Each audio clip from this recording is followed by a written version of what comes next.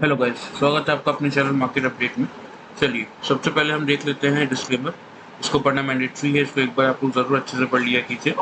अब आगे बढ़ते हैं। सबसे पहले हम देख लेते हैं कि 28 अप्रैल को हमारे एफआईज और डीआईज ने किस तरीके से वर्कआउट किया। तो सबसे पहले कैश में अगर आप देखेंगे तो 3304 कॉन्ट्रैक्ट पॉजिटिव ही खड़े हैं, अच्छी खासी बाइंग इन्होंने कैश में की है। लेकिन फ्यूचर्स में अगर आप देखेंगे तो 395 कॉन्ट्रैक्ट ही पॉजिटिव है, प्लस ऑप्शन में 940 कॉन्ट्रैक्ट यहाँ पे नेगेटिव खड़े हो चुके हैं। डीआईज का डेटा भी पॉजिटिव है, 264 कॉन्ट्रैक्ट, मतलब ओवरऑल डेटा फ्रंट तो हमें पॉजिटिव साइड पे ही इशारा कर रहा है।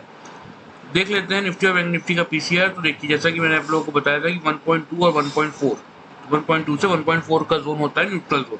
तो निफ्टी का पीसीआर अगर आप देखेंगे तो बिल्कुल न्यूट्रल जोन को पार करने को तैयार है। 1.4 को पार करते ही ये बॉट जोन की तरफ बढ़ जाएगा।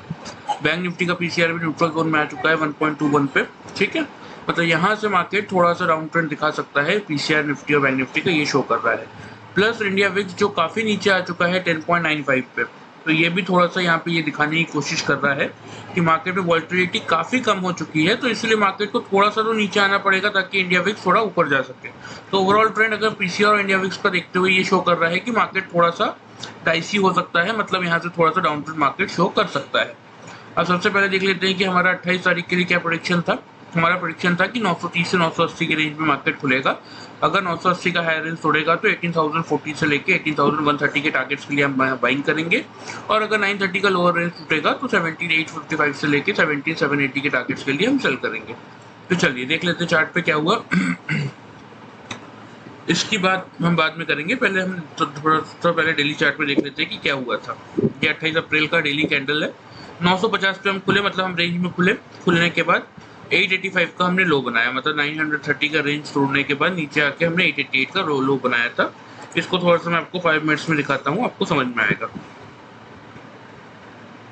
देखिए, यहाँ पे अगर आप देखेंगे तो यहाँ पे आपको देखने को मिलेगा कि ये आपका निफ्टी का पहला कैंडल था 915 का। 955 की ओपनिंग थी, लो बनाया हमने 925 का। फिर यहीं पे थर्ड कैंडल में 925 कैंडल में ही हम 895 का लो बना चुके थे।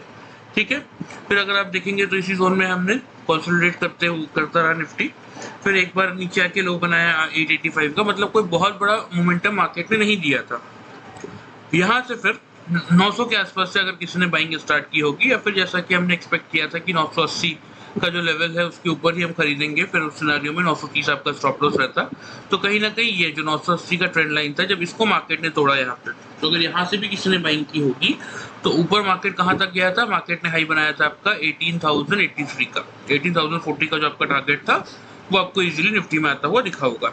ठीक है, ये तो बात हो गई आपकी 28 अप्रैल की कि इसमें आपको फर्स्ट टारगेट निफ्टी में आराम से आता हुआ दिखा होगा। अब देख लेते हैं कि आगे के लिए क्या प्रेडिक्शन बन रहा है। देखिए गाइस, अभी तक मतलब आज से पहले आपने बहुत सारे लोगों ने आपको ऑलरेडी बता दिया होगा कि head and shoulder, inverse head and shoulder का पैटर्न बन रहा है। ठीक है, मैं भी यहाँ आपको क्लियरली वही पैटर्न शो कर रहा हूँ बना के। ये देखिए, आपका लेफ्ट शोल्डर बना, ये आपका हेड है, ये आपका राइट शोल्डर बना। अब अगर ये ब्रेकआउट देता है इस पैटर्न का, वैसे तो ब्रेकआउट दे दिया, पैटर्न कंप्लीट हो गया यहाँ पे। ठीक है, तो अगर ये पैटर्न कंप्लीट होता है तो टारगेट कहीं ना कहीं आपका, अगर आप देखेंगे तो क्या लो था 16,828 से आपका हाई था फिर वही 17,863, मतलब 1000 पॉइंट के आसपास का, 1040 पॉइंट के आसपास का आप मान लीजिए मोमेंटम इसका ब्रेकआउट बनता है। अब अगर इसका ब्रेकआउट मैं पकड़ता हूँ 17,863 से 1040 पॉइंट, मतलब वही 18,900 तक का टारगेट बनता है अगर इस पैटर्न का ब्रेकआउट आता है तो।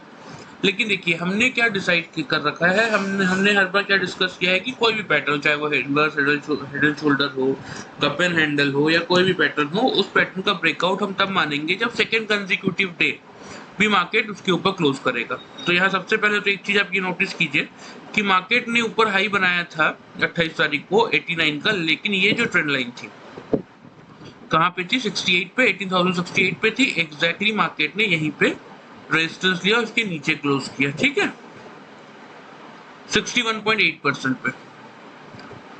ये जो ओवरऑल फॉल थी, मतलब यहाँ से अगर आप देखेंगे मार्केट जो यहाँ तक आया था, यहाँ से मार्केट ऊपर गया था, तो इसका 61.8% पे मार्केट ने कहीं ना कहीं रेजिस्टेंस लिया। एक पॉइंट तो ये हो गया।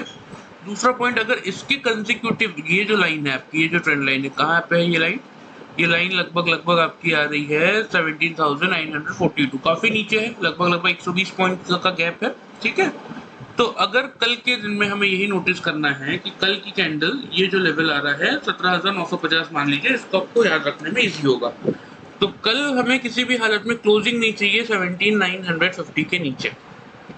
अगर उसके नीचे क्लोज आती है मतलब ये जो पैटर्न है ये कहीं ना कहीं फेल हो गया।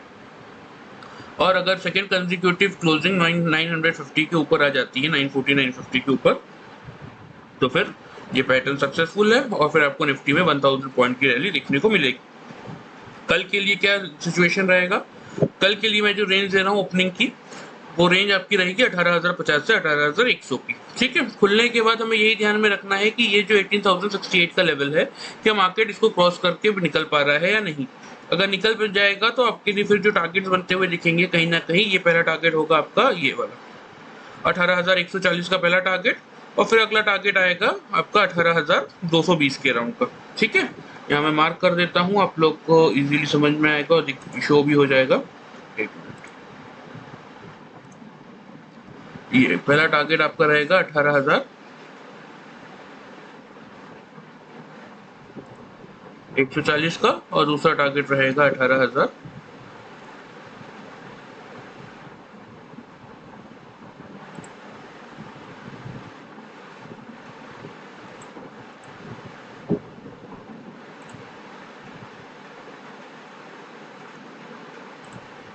ठीक है, ये दो कल के ऊपर के साइड के आपके टारगेट रहेंगे।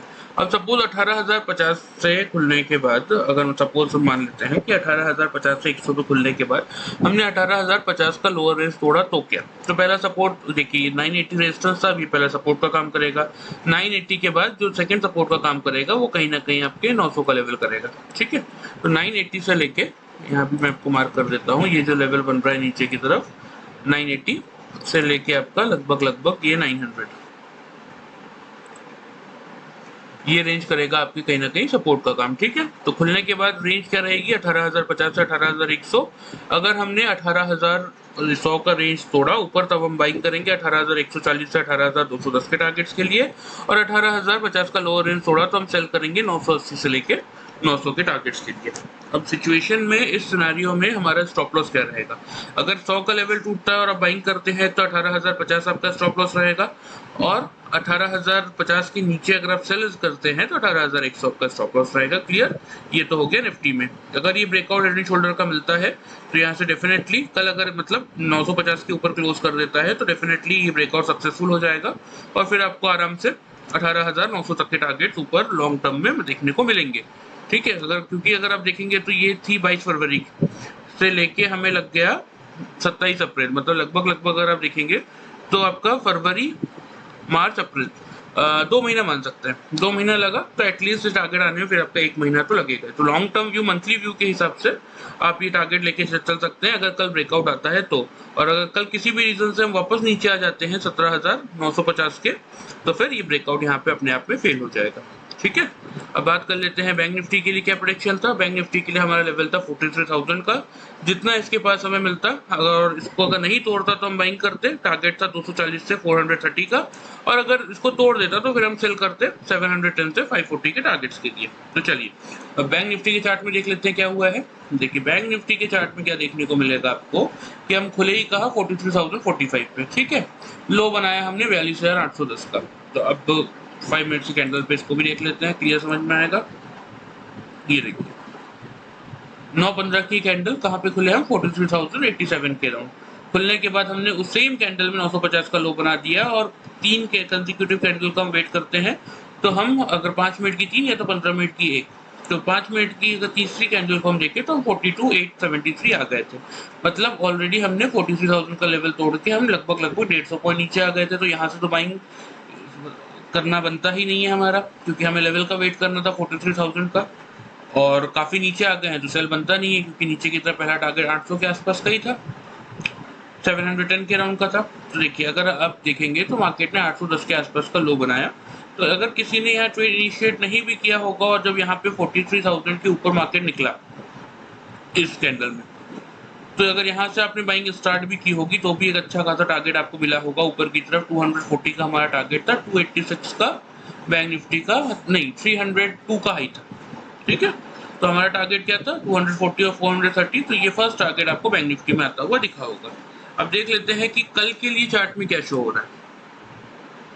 देखिए बैंक निफ्टी का पीसीआर जैसा कि मैंने आप लोगों को दिखाया कि अभी भी 1.21 पे बना हुआ है, तो बैंक निफ्टी के पास यहाँ पे जगह है ऊपर जाने की, एटलीस्ट 1.4 तक पीसीआर तो जा ही सकता है। तो अगर बैंक निफ्टी का पीसीआर 1.4 तक जाता है तो उस सिनारियो में कल के दिन का जो बैंक निफ्टी का ओपनिंग लेवल रहेगा वो 43,300 का रहेगा। जितना 43,300 के पास मिलेगा और उसको अगर नहीं तोड़ेगा तो हम बाइंग करेंगे ऊपर की तरफ 420 से लेके 590 के टारगेट्स के लिए, ठीक है। और अगर 43,000 का लेवल ब्रेक करता है तो फिर हम सेल करेंगे 42,930 से लेके 42,630 के टारगेट्स के लिए। क्लियर? चलिए मैं आपको एक बार दिखा भी देता हूँ। ये देखिए 2 मई ट्यूसडे बैंक निफ्टी का 43,300 के अराउंड ही ओपनिंग होने की चांसेस है मेरे अकॉर्डिंग। अगर जिसके पास मिलता है और उसको नहीं तोड़ता तो हम बाइंग करेंगे 43,420 से 590 के टारगेट्स के लिए। उस सिनारियो में आपका स्टॉप लॉस क्या होगा? आपका स्टॉप लॉस होगा 43,100 का। क्लियर? और अगर अब निफ्टी आपका 43,300 का लेवल तोड़ देता है तो फिर हम सेल करेंगे 42,930 से 42,620 के टारगेट के लिए, और उस सिनारियो में आपका स्टॉप लॉस क्या होगा? 43,420, ये आपका स्टॉप लॉस रहेगा। क्लियर? वीडियो अगर आपको अच्छी लगी हो गाइस तो प्लीज आप चैनल को फॉलो और सब्सक्राइब कर सकते हैं। Thank you very much guys.